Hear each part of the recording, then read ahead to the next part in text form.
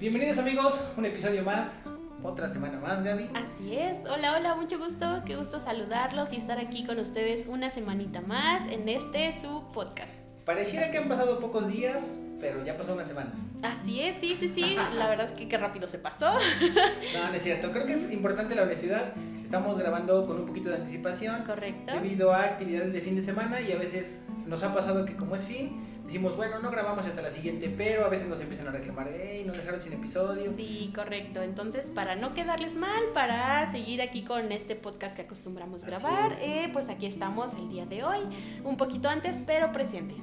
Sí, un poquito más tarde que regularmente, entonces el sol está más fuerte. Uh-huh. Si ven que estamos sudando un poquito, es por precisamente el sol.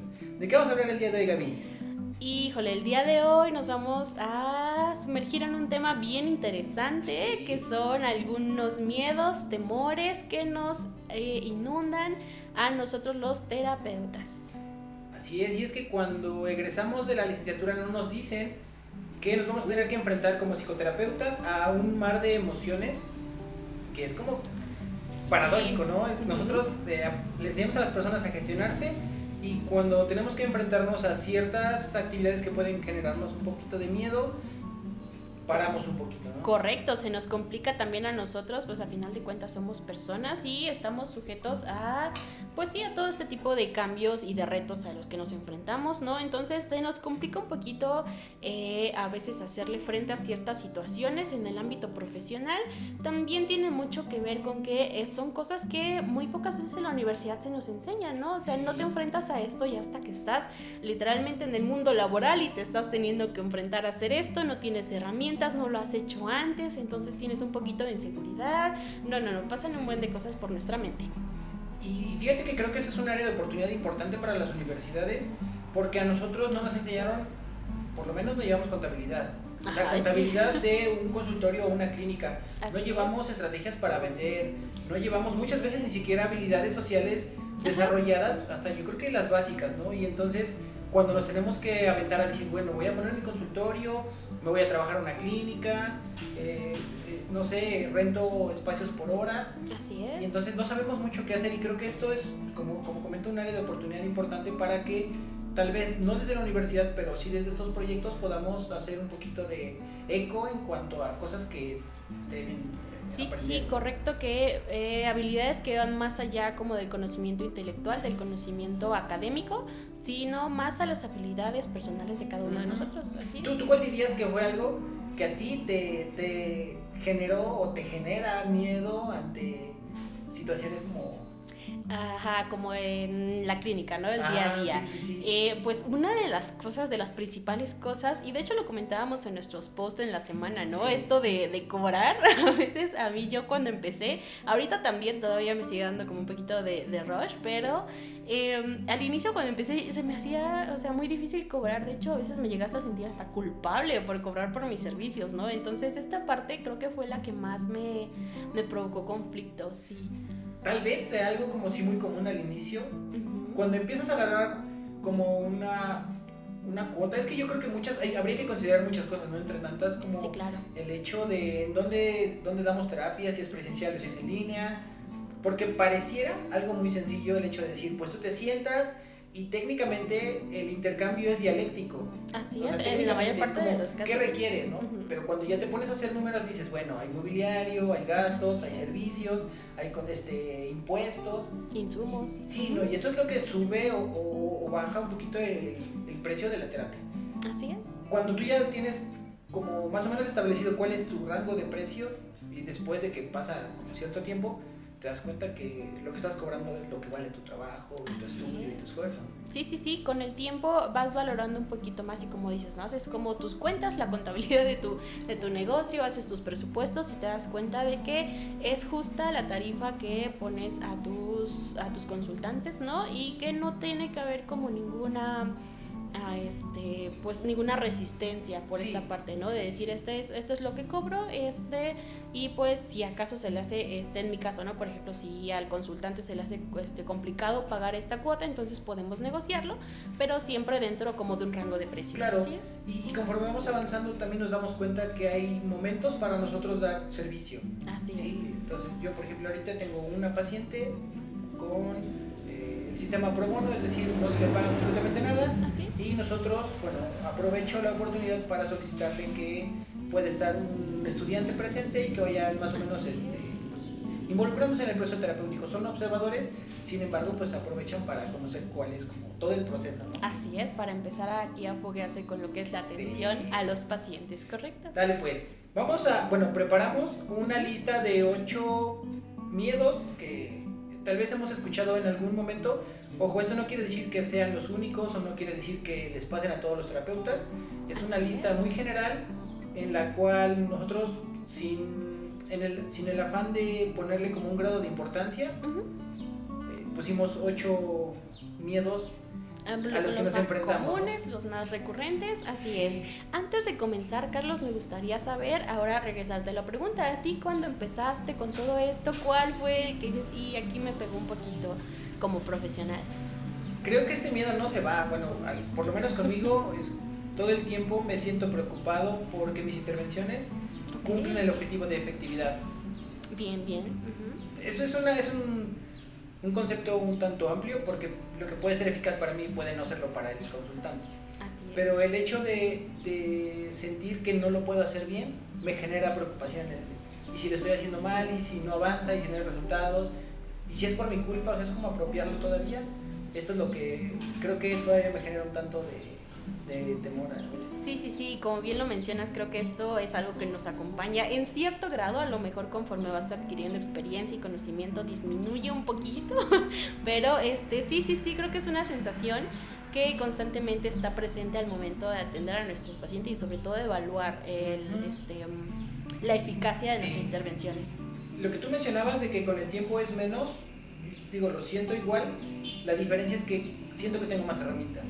Antes, cuando empecé, como llegó un punto en el que me quedaba callado y ¿qué tal estuvo tu semana? ¿No? O sea, como ya no tenías mucho, conforme vas agarrando estructura, sabes, por lo menos desde la terapia cognitivo-conductual, que es lo que estamos hablando nosotros, todo el tiempo sabes en dónde estás parado. Correcto. Entonces, una bondad que tiene este enfoque es que nos permite planear las sesiones antes. O sea, no te sientas a ver qué vas a pasar o a ver si el consultante te saca algo interesante y con eso puedes trabajar, no. Todo el tiempo llevas un proceso y sabes dónde estás y él también sabe en dónde está, ¿no? Así es, y sigues un plan de tratamiento justamente. Excelente, perfecto.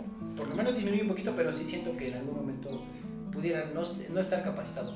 Claro que sí, esa es una sensación pues ya que tendremos también que manejar también de manera personal, ¿no? Porque también la clínica requiere mucho de trabajo personal de terapeuta. Sí, de hecho donde estudiamos la maestría vamos a llevar en unos cuatrimestres prácticas de autoterapia, es decir, todo esto que estamos aprendiendo es intentar aplicarlo a nosotros mismos para darnos cuenta, uno, cómo funcionan las herramientas y dos, si hay cosas que nosotros también necesitamos trabajar. Así es, sí, sobre todo para que no interfiera mucho con el proceso de nuestros consultantes, ¿no? A lo mejor nuestras inseguridades, nuestros miedos, que es lo que vamos a hablar el día de hoy, sí, correcto.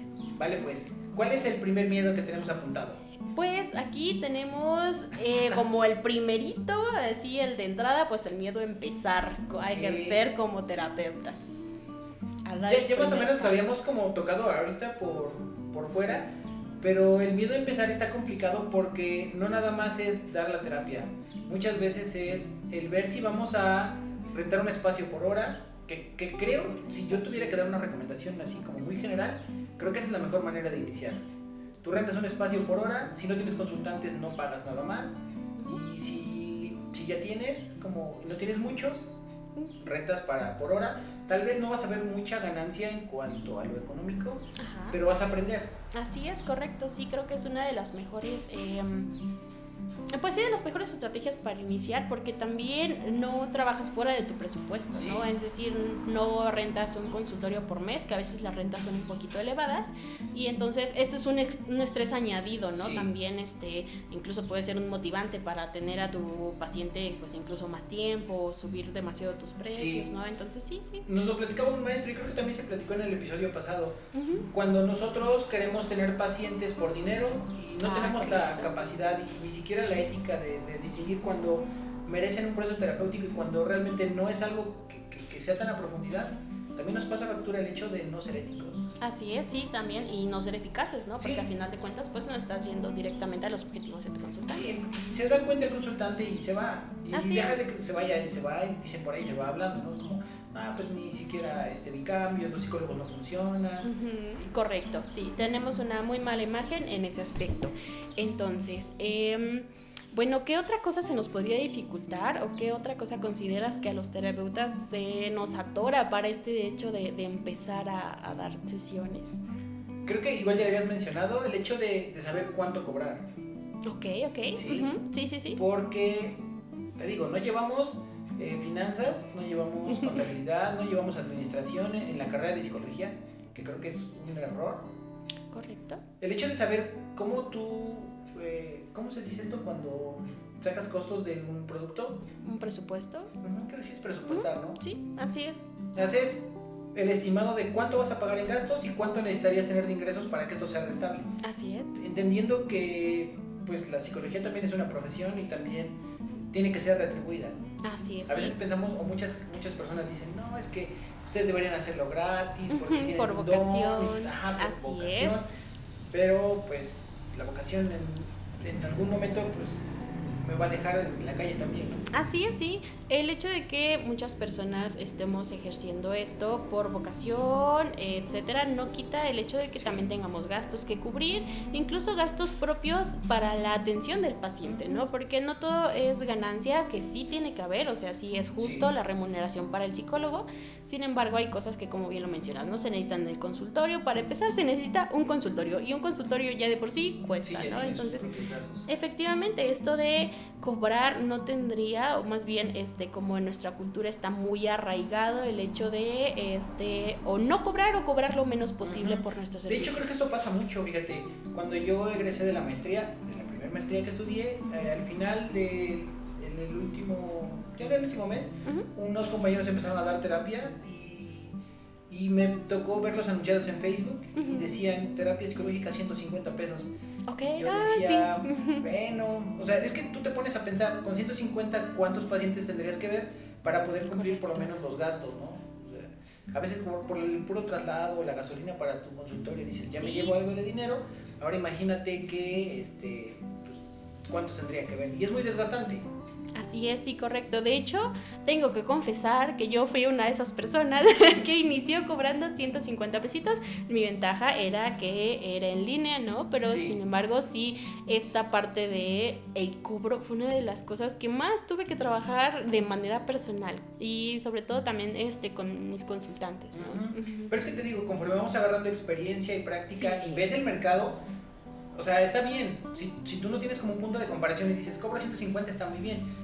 Cuando, por ejemplo, llegamos a la maestría y te das cuenta cuánto cobran, de hecho, algunos maestros, en algún momento dijeron, no, pues es que yo cobro hasta en dólares, es que yo tengo pacientes del extranjero y, o sea, no es por decir un número, ¿no? Pero sí cobran muy bien. Sí, claro. Y entonces tú dices, ching, o sea, lo que él ve en un paciente yo tengo que ver 7, 8 para poder completarlo. Y entonces es donde tú empiezas a darte cuenta de qué tanto podría ser rentable en cuanto a lo económico, ¿no? Sí, correcto. Y aquí uno va humildemente con sus 150 pesitos por honorarios, ¿no? Sí. Entonces, también cuando estás aquí en la maestría, por ejemplo, te das cuenta de todo el trabajo que implica el capacitarte y el formarte para poder dar una atención muy adecuada a tus pacientes. Entonces, es ahí, creo que de manera personal, en donde creo que me atreví un poquito más a elevar mis costos a un precio que no se me hacía excesivo, pero se me hacía más justo. Entonces, pues sí, por ahí ya fue como agarré pues esta seguridad, ¿no? La adquirí y pues sí, pude elevar un poquito mis costos. Creo que esto que acabas de mencionar es fundamental en cuanto a tú sientes que es una buena retribución y también al mismo tiempo sientes que no es algo excesivo. Así es como buscar el balance. Y hemos visto a veces personas que ni siquiera son psicólogos que te cobran, no sé, 1,500 por una sesión y tú dices, ching. Sí, claro, y sobre todo al método que utilizan, ¿no? Porque muchas veces ni está respaldado por evidencia ni absolutamente nada y bueno, cobran pues sí algo que es excesivo, ¿no? Que apenas vi un escándalo ahorita de una persona que es muy famosa, la verdad no conozco su nombre, la he visto mucho, pero ni siquiera sé cómo se llama. Y salió que no es psicóloga, dicen, es licenciada en economía. Ya, sí, ya sé. Bueno, por lo que tengo entendido es alguien muy famoso en cuanto a temas de salud mental. Ajá, correcto. Pero ya cada vez va saliendo. Y esto es importante porque las redes sociales nos permiten destapar cosas que a veces no están como muy reguladas. Así es, sí, sobre todo pues también hacer del conocimiento de los consultantes que este tipo de cosas suceden y que no es lo más recomendable para su salud mental. Sí, correcto. Pero poco a poco vamos a ir entrando en temas también hacia allá. Sí, correcto. ¿Cuál sería un siguiente miedo que podríamos enfrentar los terapeutas? En terapia, en sesión, ya entrando al trabajo que se hace mucho con nuestros pacientes, creo que a veces nos da un poquito de cosa, nos da un poquito de miedo el hecho de confrontar al paciente respecto a algo que a lo mejor no le va a gustar escuchar, pero que necesita escuchar como parte de su proceso terapéutico. En algún momento, me parece que fue en la primera o segunda sesión, hablábamos de la técnica de confrontación empática. Correcto. Y era importante mencionar que esto se da en una etapa un tanto ya avanzada del proceso, precisamente donde la relación terapéutica ya fuera muy fuerte. Así donde es. Mi consultante sabe que eventualmente voy a ponerle como en perspectiva todo. No se trata de señalarle, hey, estás haciendo mal esto, no, es claro que sí. Tal vez te estás dando cuenta de que esto está provocando esto y nos lleva a... Pero esta confrontación tiene que ser empática, ¿sí? Así es, tenemos que ser muy cuidadosos en el momento en el que la aplicamos, las palabras que utilizamos y la perspectiva sobre todo que le estamos dando, ¿no? Como bien lo mencionas, no se trata de decir es que tú estás haciendo mal, ¿no? Sin embargo, a ver, en este contexto está sucediendo esto y esto y esto. ¿Cómo puedes decir que tu comportamiento, tu conducta puede influir para que esto empeore o se mantenga? ¿O cuál es tu papel en este asunto? Sí. ¿No? Y creo que muchas veces el miedo está relacionado a que el consultante se vaya. Entonces, intento explicarlo desde, si yo lo confronto, se va a enojar, se va a ofender, se va a sentir y ya no va a regresar. Así es. Y esto tal vez podría como tener una implicación en cuanto a las capacidades o habilidades del terapeuta o a lo económico. Así es. Y entonces, en este momento a veces podríamos exceder la validación, ¿no? Correcto, sí, ¿no? Como tratarlo con muy suavecito, ¿no? Sí, como con muchas pincitas y eso está bien, ¿no? O sea, siempre hay que ir con cautela en el proceso. Entiendo por qué esto puede dar miedo, porque es una técnica muy compleja, ¿no? Que requiere como ciertos requisitos para ser aplicada. Sin embargo, como bien lo mencionas, creo que mucho del miedo a aplicarla es qué va a pensar el consultante de mí, ¿no? O a lo mejor en qué papel voy a quedar yo como terapeuta si le digo que algo está haciendo que no es adecuado, ¿no? Entonces, pues eso tiene mucho que ver con nuestro propio trabajo, ¿no? O sea, nuestra chamba es poner las cosas sobre la mesa de una manera adecuada y bueno, la perspectiva del consultante también tiene que ser equilibrada respecto a cómo apliquemos la confrontación. No, y también yo creo que si sirve como de alivio, la confrontación empática es muy efectiva. Sí. Y yo les diría, es como no le tengan tanto miedo porque a veces hay resultados que solamente así aparecen, ¿no? Correcto, a veces como depende. El paciente es como muy evitativo, como muy disperso, entonces el hecho de confrontar a veces ayuda, no es como una generalidad, pero sí nos apoya a encontrar cambios diferentes. ¿A avanzar? Sí, así es. No. Ahora, el siguiente, que está relacionado con podría ser el hecho de nosotros percibirnos lo que comentaba yo al inicio, es como percibirnos no suficientes, no capaces, no dueños de muchas habilidades como para poder gestionar las eventualidades que se presentan en terapia. Así es, sí. La sensación de incapacidad, ¿no? La creencia central de incapacidad a veces llega a ser activada en consultorio, ¿no? Porque hay pacientes, bueno, el simple hecho de tener pacientes ya es algo que te reta y que te reta continuamente, ¿no? Entonces tienes que ser muy consciente y tener muy a la vista tu bagaje de habilidades y tener también la conciencia de que si no tienes alguna, la puedes adquirir con el tiempo, ¿no? Esto que acabas de decir es bien bonito. Todas las habilidades que adquirimos en terapia se pueden entrenar. Así es, se pueden mejorar. Es cierto que hay terapeutas que tienen habilidades como muy desarrolladas de manera natural Y apenas lo platicaba con mi supervisor y con mis colegas que fuimos a la supervisión y decíamos, es que, por ejemplo, las habilidades sociales se entrenan o se nacen con ellas, ¿no? Y yo digo, sí se nacen con ellas, pero también se pueden entrenar, y lo mismo pasa con las habilidades terapéuticas. Así es, sí, y sobre todo también ser muy capaces y muy compasivos, muy generosos con nosotros mismos como terapeutas, ¿no? Hay habilidades que sí tienes y quizá no se pueden entrenar, se pueden mejorar, pero ahí están, ¿no? Siempre tenlas a la vista, siempre tenlas a la mano, y si algo te falta por complementar, entonces dedícate a ello. No quiere decir que nunca las vas a obtener, que nunca van a estar presentes, simplemente en este momento necesitan un poco más de chambita, un poco más de trabajito. Sí. Creo que aquí es importante que nosotros como terapeutas podamos ver hacia adentro y hacerlo con, como dices tú, con compasión, con humildad, con sencillez. Así y darnos cuenta que podemos mejorar, ¿no? Sí, siempre está la oportunidad de hacerlo mejor. Ok. Correcto. ¿Cuál sería un miedo siguiente? Creo que algo que va muy, como que muy conectado con eso que estamos comentando es la sensación de nunca saber lo suficiente en el ámbito más como teórico, más académico. No sé qué es. Yo creo que siento que me pasa, pero cuando sucede, o sea, cuando lo necesito, me doy cuenta que sí lo sé. O sea, es más como la expectativa que tengo de no poderlo hacer. Sí. Y cuando se ocupa, es como, sí, lo sabía y no sabía que lo sabía. Correcto. Creo que a mí me pasa lo siguiente. Esto creo que es un miedo que sí está como muy profundamente arraigado en mí.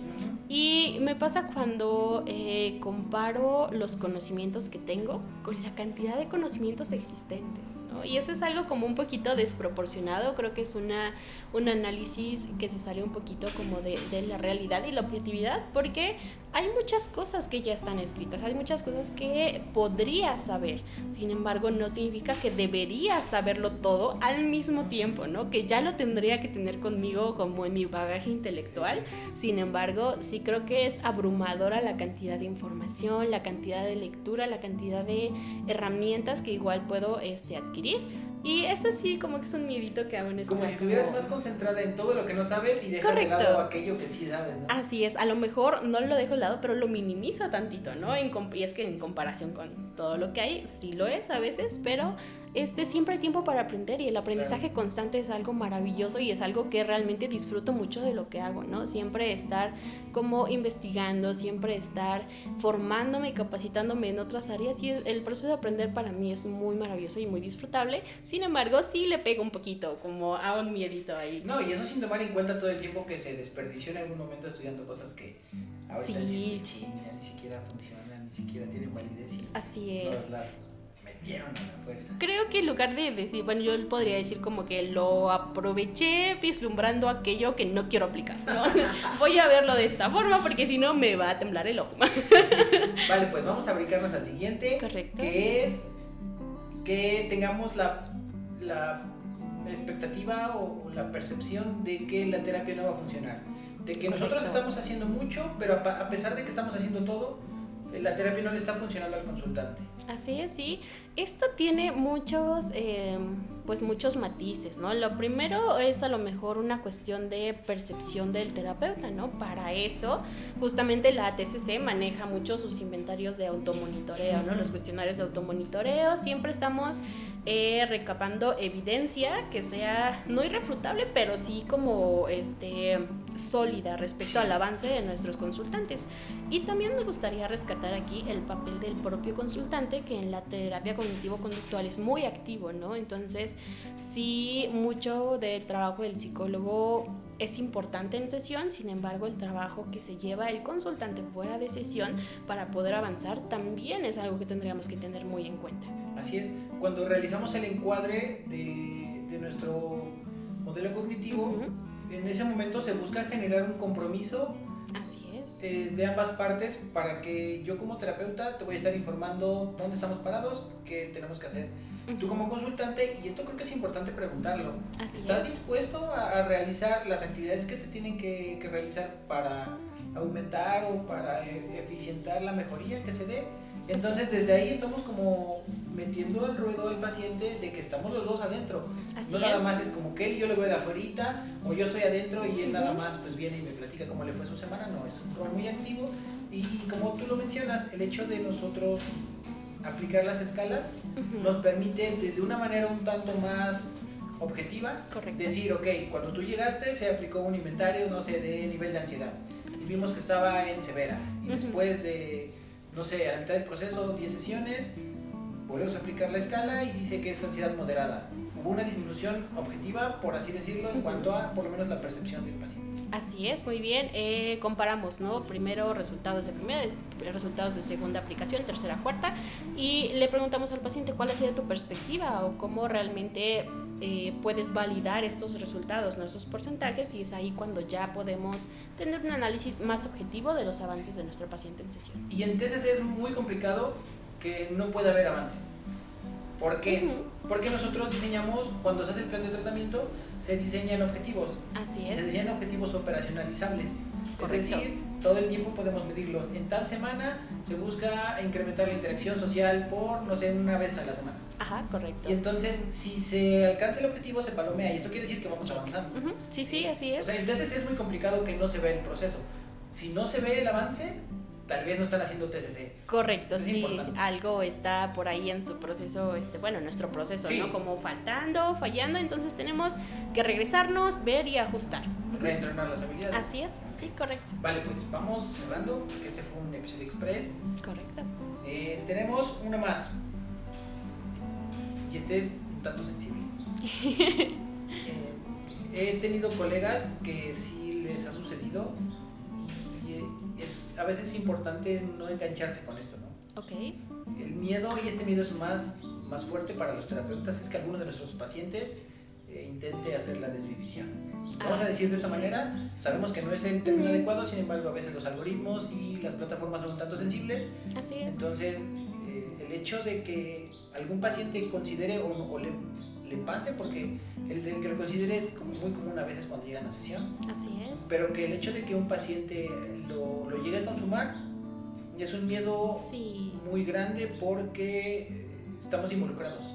Así es, sí, siempre existe como esta carga de responsabilidad respecto a lo que estamos haciendo en sesión y cómo es que nuestro paciente pudiera llegar, ¿no?, a querer ir a visitar a San Pedro, ¿no? Y pues sí, creo que es uno de los miedos más comunes y no tan irracionales. Siempre hay que tener a la vista que si se hace un manejo adecuado de la situación del paciente en sesión, es menos probable que esto suceda. A lo mejor la probabilidad nunca es cero, pero sí requiere mucho de habilidades del terapeuta y sobre todo también de la supervisión que pueda haber por parte de familiares, por parte de amigos y las redes de apoyo de nuestros consultantes. Así es. Me voy a regresar otra vez a la TCC. Importante, nosotros trabajamos mucho por protocolos. Así Entonces, cuando detectamos que existe algún tipo de riesgo, todo lo demás que está sucediendo puede esperar y nos centramos en estas ideaciones, ¿no? Y una vez que trabajamos con este protocolo de atención, que es como muy emergente, muy urgente, mejor dicho, Sí. Podemos, una vez pasado esa situación, continuar, ¿no? Así es, sí. Justo como lo comentas, yo rescato algo bien importante. Creo que es algo de lo que valdría la pena hablar en algún episodio, cómo se priorizan los objetivos, ¿no? Y de hecho, el nivel de prioridad de una persona que ya ha sido detectada con un riesgo suicida de medio alto, ya es importante aplicar protocolos. O sea, todo lo demás que queramos trabajar, ¿no?, y nuestros planes de tratamiento, Sí, se ponen tantito en pausita. Vamos a ocuparnos de esto que, como tú dices, es sumamente urgente, sumamente importante, ya tiene que ver con cuestiones más vitales. Entonces vamos a ocuparnos de eso, vamos a aplicar directamente protocolo y pues sí, eso. Venga, no vamos a ahondar tanto, estamos sobre tiempo. Correcto. Para dar un poquito de contexto detrás de cámaras, Gaby tuvo sesión, tuvimos una hora de pausa, Sí. grabamos rápido y ahorita sesiones hasta la noche está el Así es, sí, entonces vamos a continuar. Muchísimas gracias a todos los que se dan la oportunidad semana con semana de escucharnos en su coche, en su casa, en el gimnasio. Eso es bonito acompañarnos por allá. Agradecemos mucho la oportunidad que nos dan de pues compartirles estas pequeñas charlas, estos pequeños episodios y pues nuevamente despidiéndonos un episodio más, una semanita más, con un gusto enorme de saludarlos. Nos vemos la siguiente semana. Bye. Cambio fuera.